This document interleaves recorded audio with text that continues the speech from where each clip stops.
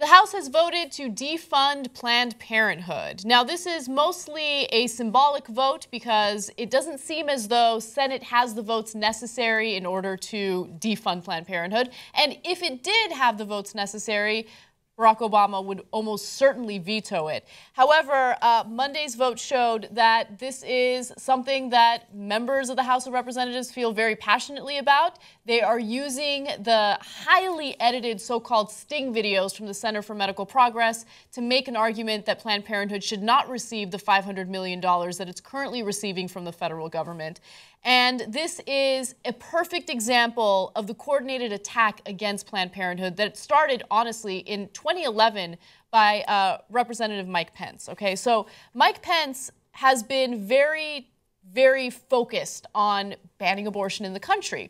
And they realize that they've had many different strategies in order to do so, and all those strategies fell flat.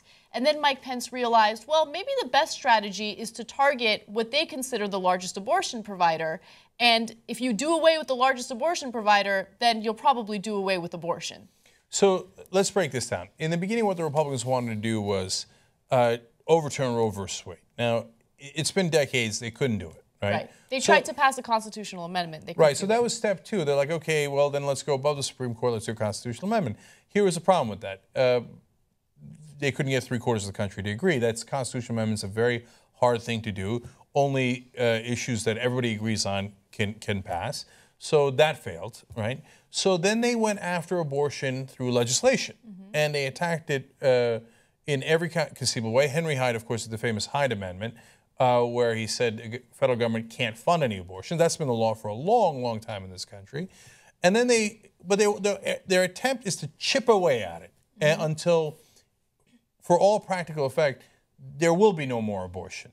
So they figure if we don't win from the courts, we don't win constitutionally, we don't care, we'll just make it harder and harder and harder until, in reality, you won't be able to get an abortion. Right. I mean, Republicans have been doing this since, well, for a very long time, but they became very, successful at it beginning in 2011. And the way that they do it is they focus on the state level. So they look at red states and they realize, well, it's much more likely to pass restrictive abortion measures in red states, and they've been doing so. So it's a 20-week ban, or if you are a woman who's seeking an abortion, you have to undergo counseling, waiting periods, ultrasounds. Remember, there's the whole vaginal probe debate that was really big in 2012. And honestly, it hurt the Republican Party in the 2012 elections because people didn't want to focus on that. They wanted to focus on the economy, and also many Americans want to have reproductive rights.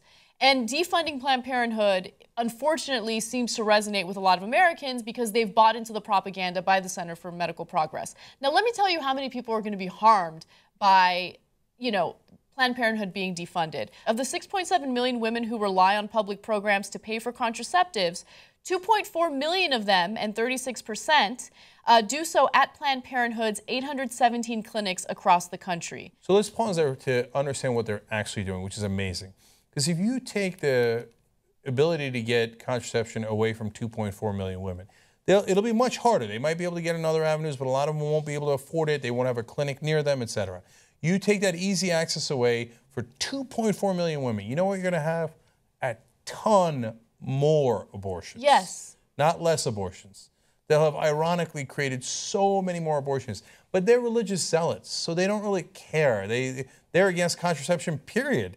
They're like, well, it would be nice to ban abortion. We know that a very small percentage of what Planned Parenthood does is abortion. 3% of what Planned Parenthood does is abortion. Just 3%, but we don't really care. Yeah. And we know that government money doesn't go towards that. We already passed that legislation a long, long time ago. In 1976. But we don't care about any of that. See, the other stuff they do, help the poor, who cares, right?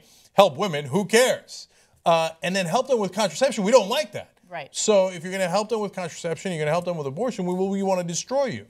Yeah, that's exactly right. And it kind of shows you that while there might be some conservative people who are genuine about their pro-life stance, the vast majority of them aren't really genuine about, protecting life. It's more about control. It's more about power over women. Because if they genuinely cared about abortions and they wanted to decrease the amount of women having abortions, they would want to ensure that contraceptives are widely available. But they hate the notion that women can take charge of their own sexuality, of their own sexual activity, and they can have sex without consequences.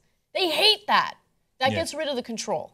So they realized, hey, look, that vicious smear job we did on Acorn worked perfectly. We doctored some videos. Later, when they were investigated, every prosecutor that looked into it said, wait a minute, these videos are fake. They're edited. There was no pimp that walked in. You weren't wearing that outfit when you walked in. You did the editing of 2 totally different circumstances, et cetera, et cetera. They're like, no, this is absurd. But it was already too late. The doctored videos had been put out into the public. Fox News talked about them 24/7. Then CNN and other cable stations jumped in. Democrats panicked, and Republicans said, all right, let's cut their funding when they were helping poor people with voting, with health care, with all the things that they need. And this is the great irony, is that Mike Huckabee and others will say, well, what do you need the government to help you for anyway? You can get good Christian charity. And then they kill the charity organizations in the middle of the night. Okay, because they help poor people, and they don't want poor people voting, and they don't care about anything else that poor people do, right? So now they're like, hey, let's do that for abortion. So we can't win legally on abortion, so let's win in effect by killing any organization that might provide abortion. Do we have to be fair? We're Republicans, we don't have to be fair. Well, let's do another doctored video, let's put it out there, and get everybody panicked, and then pull their funding. Worked for Acorn, it'll probably work for this. And so far, I mean, President Obama's going to veto it, so it won't work in that sense. But in riling people up, riling their base up, and starting that process, well, you know, here they go again. This is, unfortunately, an example of why it's so important to vote for a Democratic president. Because Obama would be, I mean, think about it. The House and the Senate is dominated by Republicans at this point, right? So let's say worst case scenario, Senate approves a bill to defund Planned Parenthood. Your only hope is that the president will veto it. Imagine if you have a crazy person like Carly Fiorina as the president of the United States. She would sign that bill into law immediately. Almost every single one of them would and have already promised to. Right. So, number one, they're already winning at the state level, so that's already in effect. Abortions are much harder to get at a lot of these red states, and a lot of them very sparsely populated, so they have to drive a long, long distance to get anywhere else. Again, the rich don't have any problems. They can just fly into New York or San Francisco or wherever. But the poor, well, they got to suffer, and hey, that's Republican 101. Make the poor suffer, who cares, right? Make all their rights harder to access. That's the Republican 101. And now at the national level, Anna's right. Look, we've got massive issues with the Democratic Party. But if a Republican wins, Planned Parenthood will in almost certainly die. Their funding will get pulled. Their funding, government funding is 40% of their budget. If you lose 40% of your budget, almost no one can survive. And the Republicans will have won again. Their strategy involving all this doctor stuff, the lies, etc., it'll have worked.